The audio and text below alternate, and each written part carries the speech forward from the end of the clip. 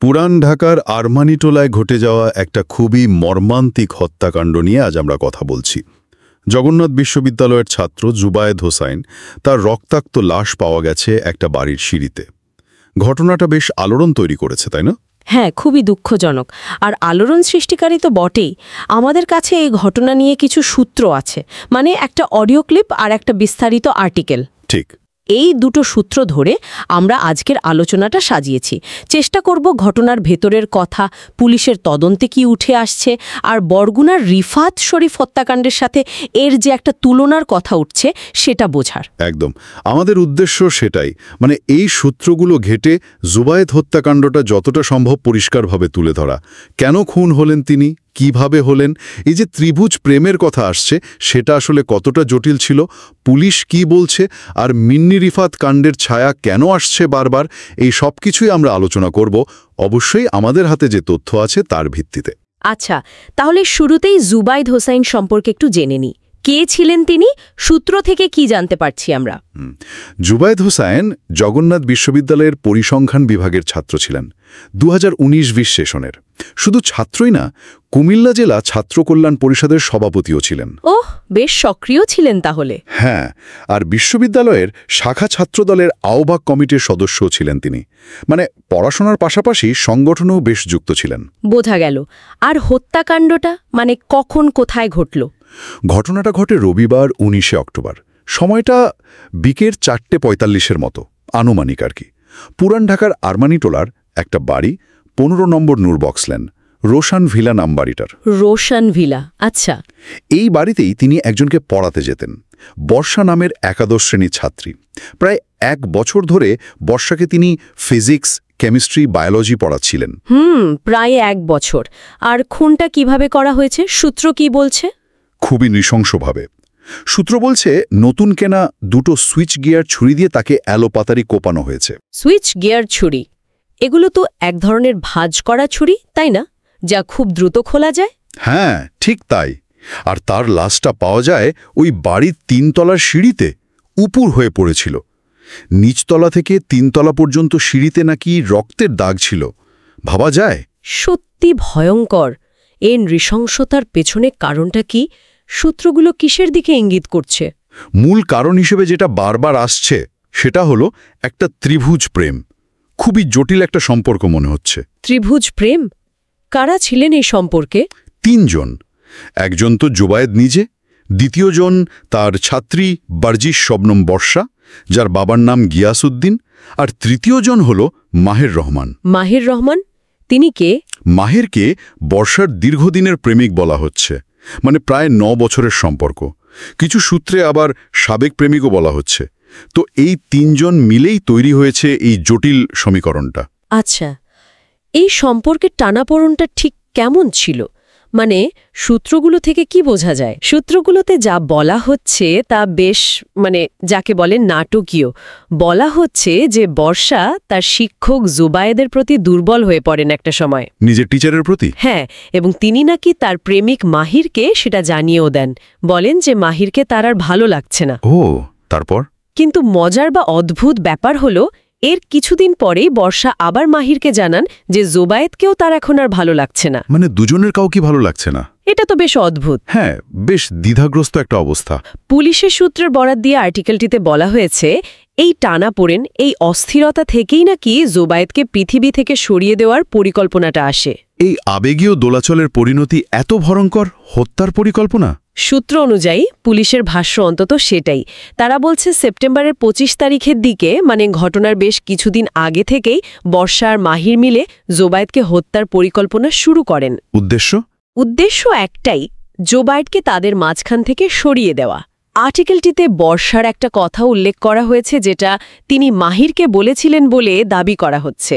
কি কথা? তিনি নাকি বলেছিলেন, জুবায়েদকে না সরালে আমি তোমার কাছে ফিরতে পারবো না। এটাই নাকি ছিল মূল মোটিভ বা উদ্দেশ্য, সূত্র অনুযায়ী। বিশ্বাস করা কঠিন। পরিকল্পনাটা হলো, কিন্তু সেটা বাস্তবায়ন করা হলো কিভাবে? ঘটনার দিন কি হয়েছিল? ঘটনার দিন রবিবার 19 অক্টোবর জুবায়েদ যখন বর্ষাদের বাসায় যাচ্ছিলেন পড়াতে, তখন পথেই মাহিরের সাথে তার দেখা হয়। মাহিরের সাথে দেখা হওয়ার পর তাদের মধ্যে কথা কাটাকাটি হয়। উত্তপ্ত বাক্য বিনিময় হয় আর কি। এর ঠিক কিছুক্ষণ পরেই মাহির তার 2 বন্ধুকে নিয়ে আসে।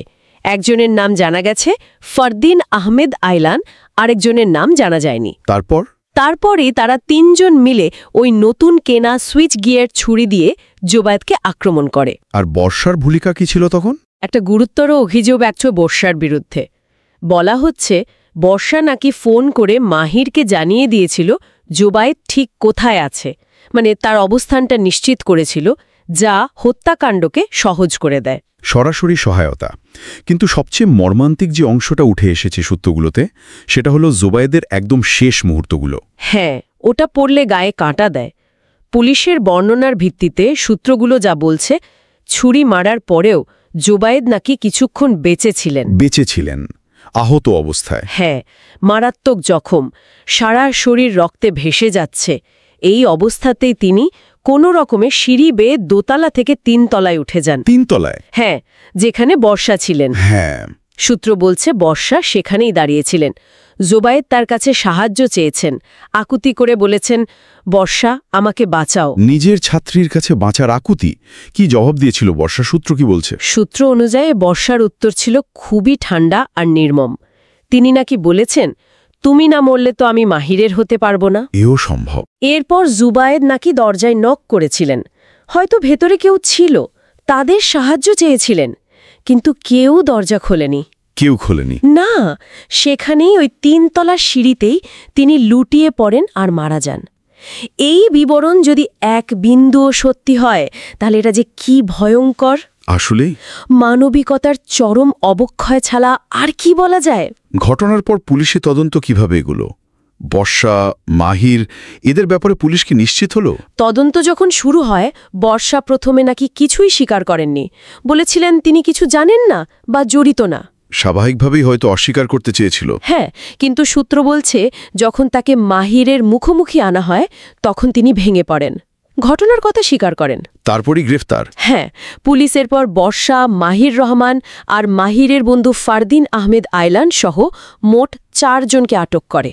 বর্ষাকে তো ঘটনার দিন রাতেই, মানে রবিবার রাতেই পুলিশ হেফাজতে নিয়ে নেয়। আর আইনি প্রক্রিয়া? গ্রেফতার হলো, স্বীকারোক্তি দিল, এরপর জনি ঢাকার চিফ মেট্রোপলিটন ম্যাজিস্ট্রেট বা সিএমএম আদালতে 164 ধারায় স্বীকারোক্তিমূলক জবানবন্দি দেন। তার মানে তারা ঘটনার দায় স্বীকার করে নিয়েছেন। জবানবন্দি দিয়েছেন মানে তো তাই দাঁড়ায়। তবে এর মধ্যে মাহিরের গ্রেফতারের ব্যাপারটা নিয়েও একটু কথা আছে। পুলিশ বলছে সে ঠিক নিজে এসে ধরা দেয়নি। ও, তাহলে? পুলিশের অতিরিক্ত police commissioner SN Mohammad Nazrul Islam তার বক্তব্য উদ্ধৃত করে সূত্র জানাচ্ছে, মাহিরের পরিবার, বিশেষ করে তার মা, তাকে থানায় এনে পুলিশের হাতে তুলে দেন। পরিবারের চাপে? হ্যাঁ, পুলিশ এটাকে তাদের একটা কৌশল বলছে। তারা পরিবারের ওপর চাপ তৈরি করেছিল, যার ফলেই মাহিরকে থানায় আনা সম্ভব হয়। এটা তদন্তের একটা অংশ আর কি। বোঝা গেল। আর মামলা দায়ের হয়েছে নিশ্চয়ই? হ্যাঁ, মঙ্গলবার সকালেই নিহত জোবায়েদের বড় ভাই এনায়েত হোসেন সৈকত, তিনি বাদী হয়ে বংশাল থানায় একটা হত্যা মামলা দায়ের করেছেন। পুলিশের অবস্থানটা কি এই মামলা নিয়ে? তারা কি মনে করছে? পুলিশের অবস্থান খুবই পরিষ্কার। বংশাল থানার ওসি রফিকুল ইসলাম এবং অতিরিক্ত police commissioner SN মোদ Nazrul Islam, দুজনের কথাই সূত্রগুলোতে এসেছে। তারা বলছেন এটা একটা পরিকল্পিত হত্যাকাণ্ড। কারণ হিসেবে তারা ত্রিভুজ প্রেমকেই চিহ্নিত করেছেন। জোবায়েদের ছাত্রদলের পরিচয় আছে সত্যি, কিন্তু এই ঘটনার সাথে কোনো রাজনৈতিক যোগসূত্র তারা খুঁজে পাননি।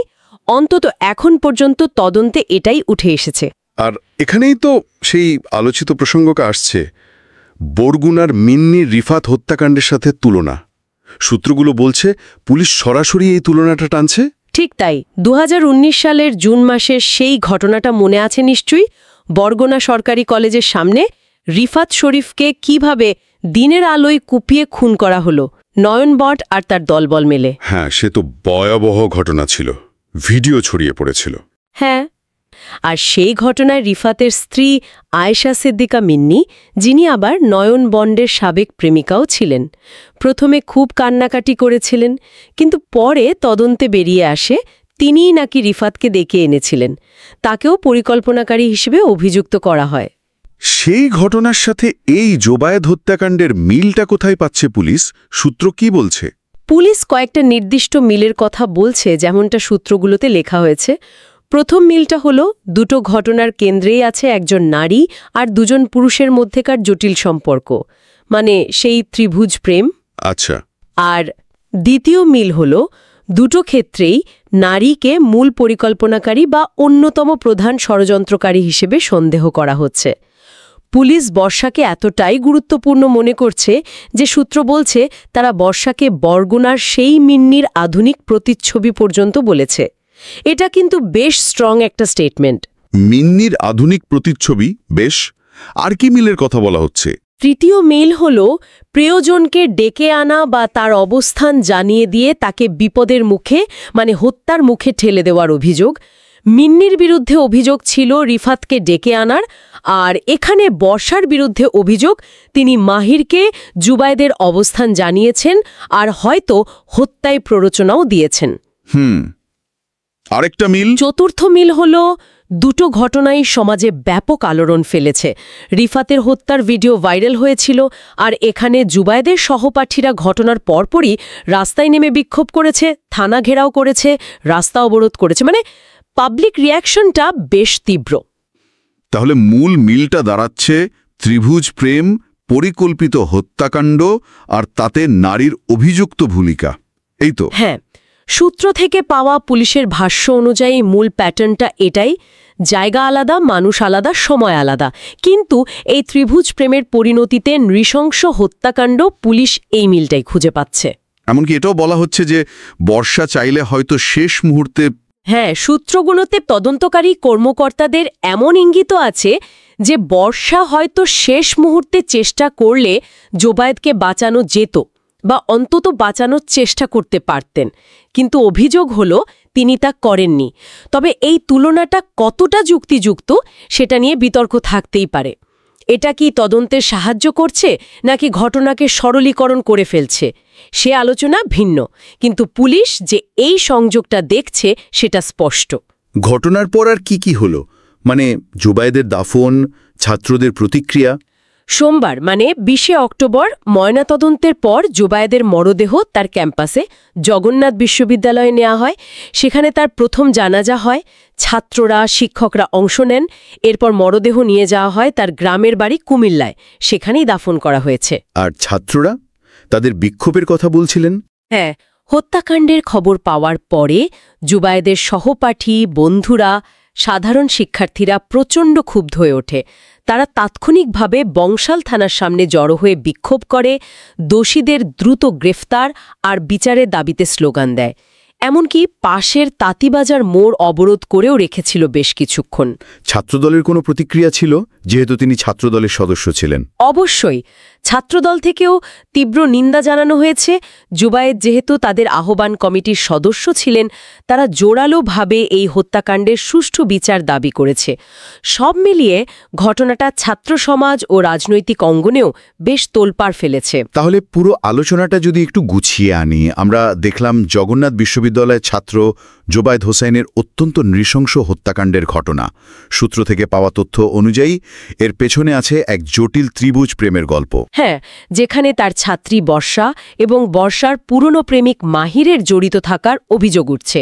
তাদের পরিকল্পনা, হত্যাকাণ্ড বাস্তবায়ন সবকিছুই আমরা সূত্র থেকে জানার চেষ্টা করলাম। আমরা পুলিশের তদন্ত, অভিযুক্তদের গ্রেপ্তার, তাদের স্বীকারোক্তি, এমনকি মাহিরের আত্মসমর্পণের পেছনের ঘটনাটাও আলোচনা করলাম।